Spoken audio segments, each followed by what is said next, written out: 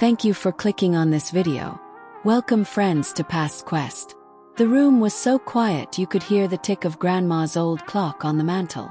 15 relatives sat crammed into her living room, the air thick with lavender potpourri and judgment.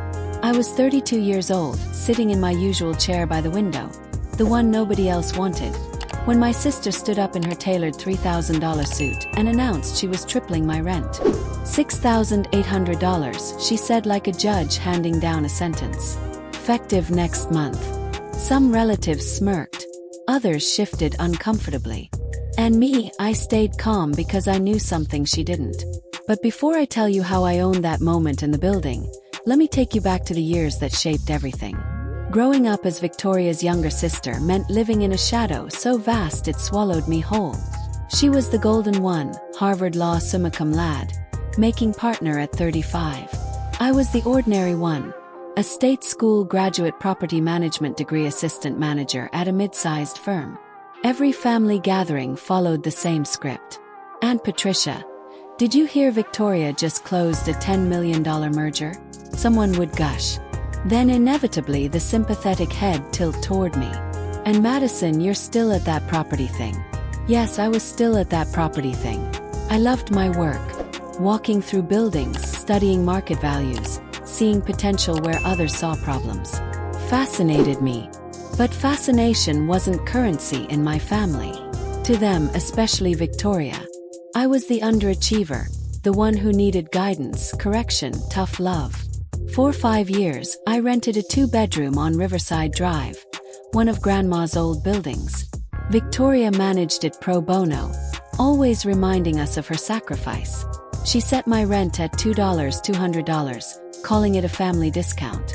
The market was $400, so it wasn't much of a discount at all.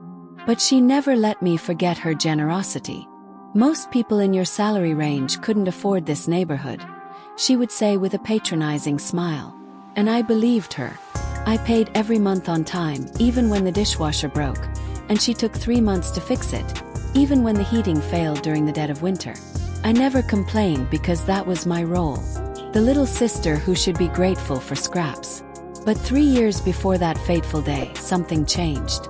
Something Victoria never knew about.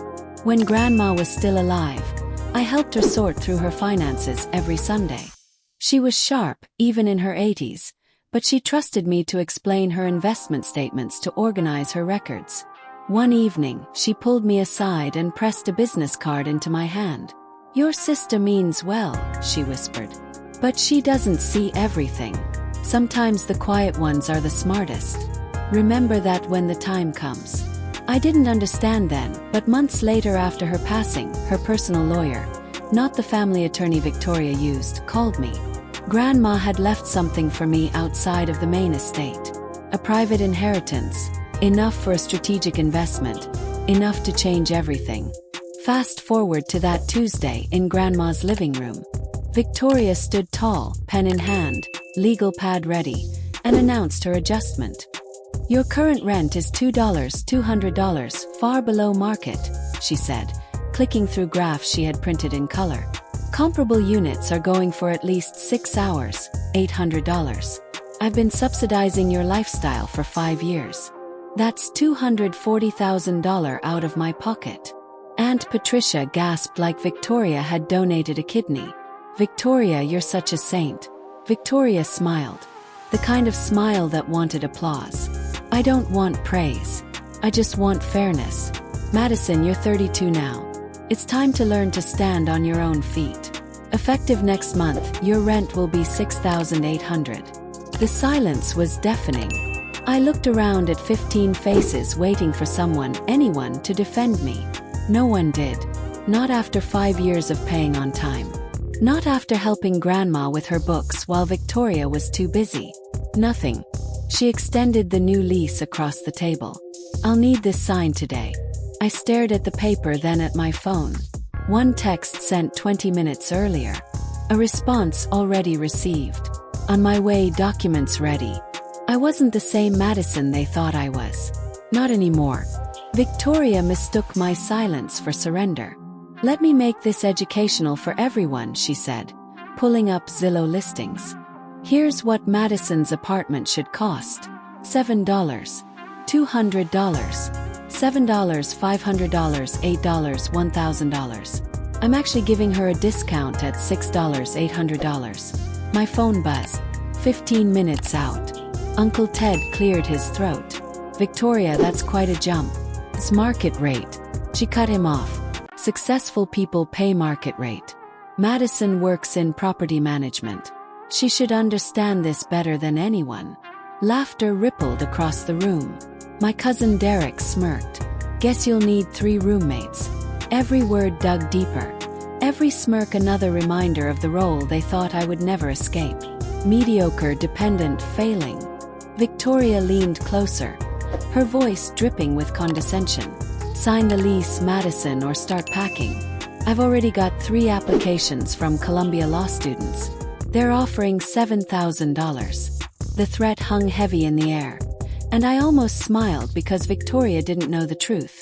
She didn't know that the building she thought she controlled, the one she used to lord over me, was mine.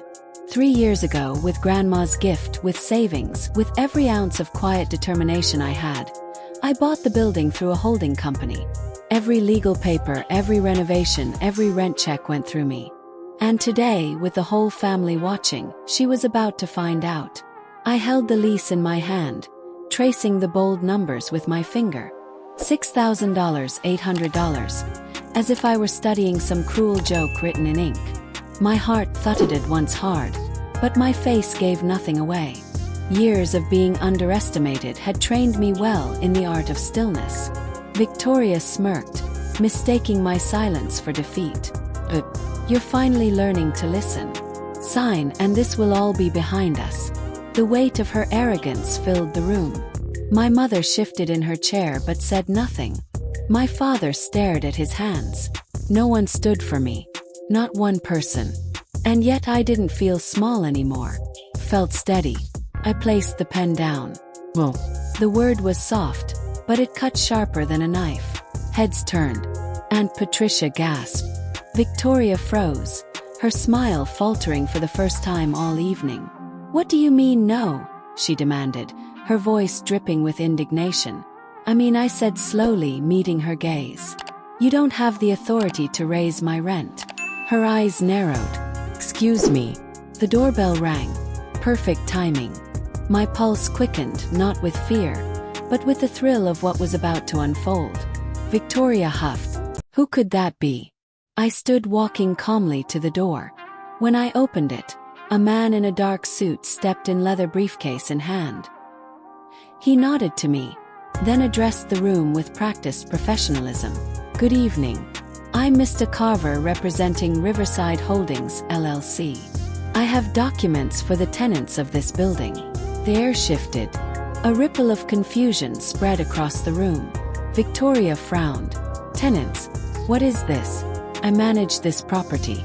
Mr. Carver adjusted his glasses. Not anymore. Riverside Holdings purchased this building 3 years ago. I'm here tonight on behalf of the owner. Victoria's face drained of color. That's impossible. I would have known. I stepped forward, my voice steady, but loud enough for every single relative to hear.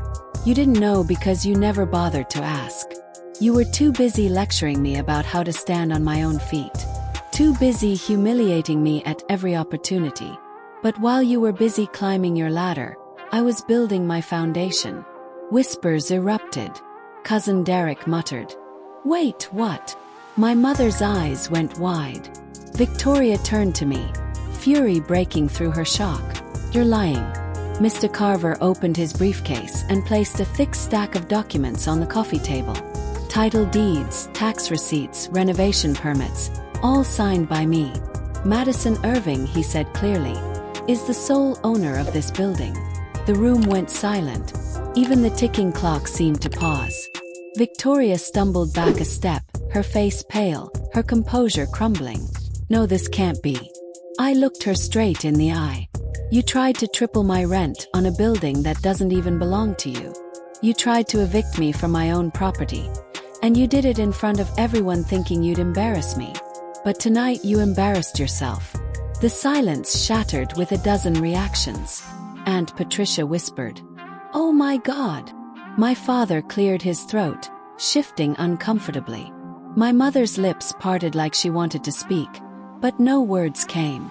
Victoria shook her head violently. "This isn't fair. You tricked me. You know, Victoria." Cut in my voice firmer now. "I didn't trick you. I just stopped letting you trick me." She opened her mouth again, but no sound came out. The power she had wielded so casually, so cruelly, had slipped from her fingers in an instant. For the first time in my life, I wasn't the overlooked sister. I wasn't the underachiever, the charity case, the one who needed her handouts. I was the one holding the deed. And as Victoria's face turned pale in front of 15 stunned relatives, I felt the weight of years of humiliation lift off me like smoke clearing from a fire. Victoria's mouth opened and closed like she was drowning in air, desperate for something to hold on to. The relatives who once nodded along with her lectures now shifted in their seats, suddenly uncomfortable with their silence, their complicity. No one rushed to defend her. No one dared to. "You can't do this," she stammered finally, her voice trembling in a way I had never heard before. "You can't just take everything from me." I tilted my head calm in a way that only comes after years of swallowing pain. "I didn't take anything from you, Victoria. You never had it to begin with." Her face twisted. "But Grandma left me in charge. She trusted me." "She trusted you to manage, not to own," I replied. "She trusted me with something bigger. And while you were busy performing for everyone, I was listening to her." The lawyer, Mr. Carver, cleared his throat politely, adjusting his papers. "If I may," he said, glancing at the room. "Ms. Madison Irving has been the legal owner since the purchase 3 years ago. Every tenant in this building pays rent directly to her holding company, including technically." He paused, his eyes flicking toward Victoria, "Your unit." The gasp that erupted from the room was sharp, almost theatrical. My sister staggered back as though struck. "My unit," she repeated, horrified.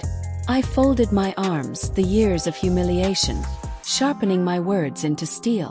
"Yes, Victoria, you raised my rent in a building where you're the tenant. Do you understand now?"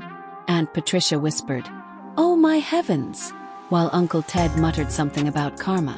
My cousin Derek, for once, kept his smirk to himself.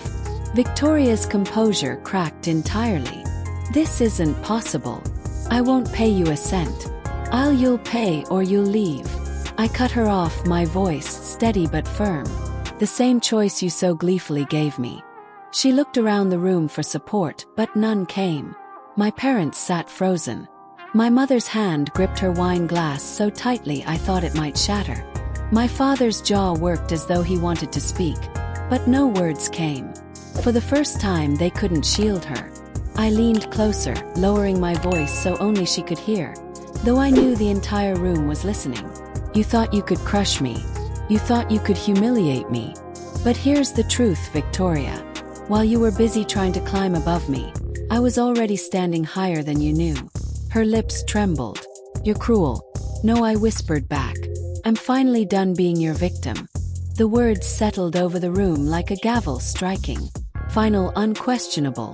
Mr. Carver closed his briefcase with a snap. "That concludes my business for tonight. Good evening." He shook my hand, nodded to the stunned audience, and left. The silence that followed was deafening. Victoria collapsed back into her chair, her once perfect posture broken, her eyes glassy. I turned, walking to the door, the weight of 15 years of belittlement finally sliding off my shoulders. I didn't need applause. I didn't need their approval. The look on my sister's pale face, the silence of those who once joined in her laughter was enough. As I stepped into the cool night air, I realized something profound. Revenge hadn't been my plan. Survival had. But sometimes survival becomes its own form of justice. The night air outside was cool against my skin, carrying the faint smell of rain that hadn't yet fallen. I stood on the sidewalk looking up at the windows of the building that was mine. The building where my sister had tried to turn me into a tenant. She could crush under her heel. For the first time, I didn't feel small when I looked at it. I felt steady, rooted, powerful inside. Voices were still murmuring. I imagined the relatives shifting uncomfortably in their chairs, replaying the moment when Victoria's mask had cracked, when her smugness had turned to shock. I imagined them whispering in kitchens tomorrow, telling their friends, "We never knew Madison had it in her." And that was fine. Let them talk. For once, the story wouldn't be about how Victoria saved me. It would be about how I saved myself. Over the next few weeks, the fallout came fast. Victoria avoided me at first, retreating into silence. But then, the calls started, pleading ones at odd hours. Her voice trembling in ways that were once unthinkable. "Can we work something out?" she begged one night.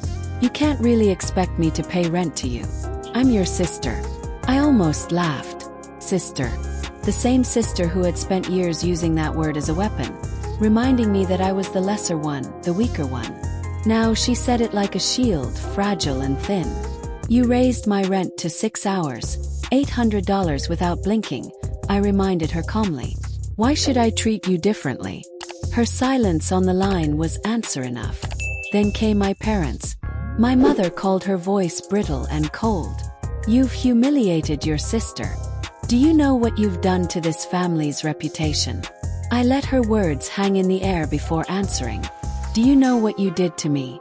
All those years you stood by while she belittled me, while she treated me like a burden instead of blood. You didn't care about reputation. Then you cared about appearances. And now the appearance is simply the truth." She hung up on me, but I didn't cry. I didn't crumble the way I would have years ago. Instead, I leaned into the rhythm of my new life. I managed my tenants with care. I reinvested, upgraded the building, painted the halls in warm colors that reminded me of Grandma's touch. And when neighbors stopped me to thank me for fixing things Victoria had neglected, I felt pride swell in my chest. One evening, as I was locking up the lobby, I saw Victoria standing on the sidewalk. Her arms crossed, her face pale under the street light. She didn't say anything at first, just looked at me like she was searching for the sister who used to shrink when she raised her voice. Finally, she whispered, "You've changed." I met her gaze without flinching. "No, Victoria. I've just stopped letting you control the story." She blinked as though the words pierced her deeper than anger ever could. She opened her mouth to argue, to fight, but nothing came out. She turned and walked away, her heels clicking against the pavement, fading into the night. I stood there for a long moment, breathing in the quiet. For the first time in years, I felt free, not just from her, but from the weight of needing her approval. My life was mine now, built brick by brick, deed by deed, choice by choice. And that freedom was worth more than any revenge. It was justice, and it was mine. If this story touched you, I hope you take this with you. You are not defined by the voices that underestimate you. You are not bound to the roles others force on you. Sometimes the greatest power you'll ever claim is the courage to own your story and to stand tall in it, no matter who tries to cut you down. Thanks for watching Past Quest. If you enjoyed the journey into history, don't forget to like, share, and subscribe for more amazing stories from the past. See you in the next quest.